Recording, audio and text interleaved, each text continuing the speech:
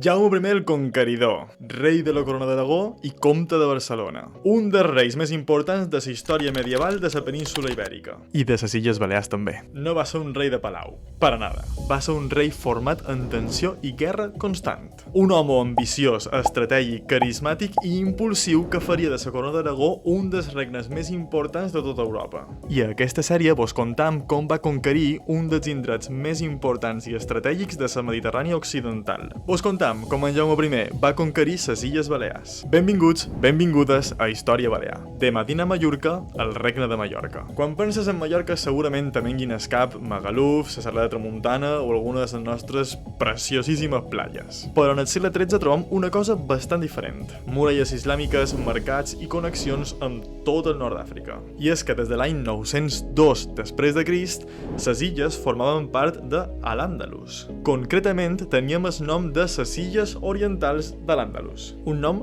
supercurrat, per cert.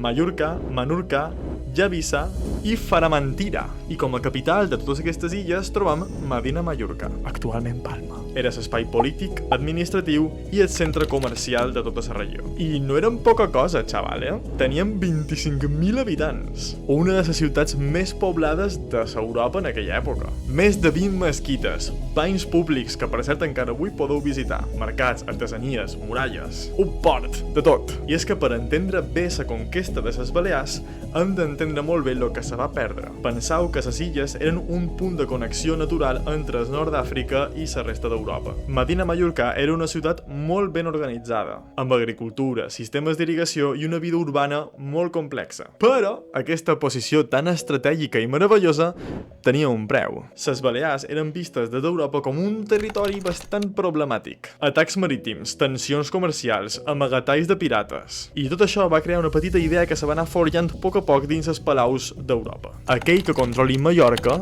controlarà la meitat del Mediterrani. I aquí és on entra en Jaume I, un rei jove, ambiciós i amb una oportunitat enorme davant seva. Si és capaç de conquerir Mallorca, no haurà simplement augmentat els quilòmetres quadrats del seu regne. No.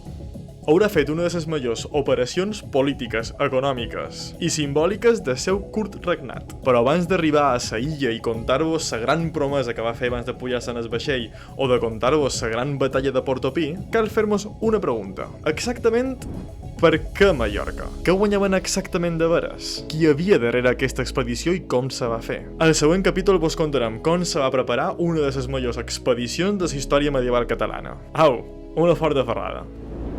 Això és un capítol pilot per a les beques Propulsió.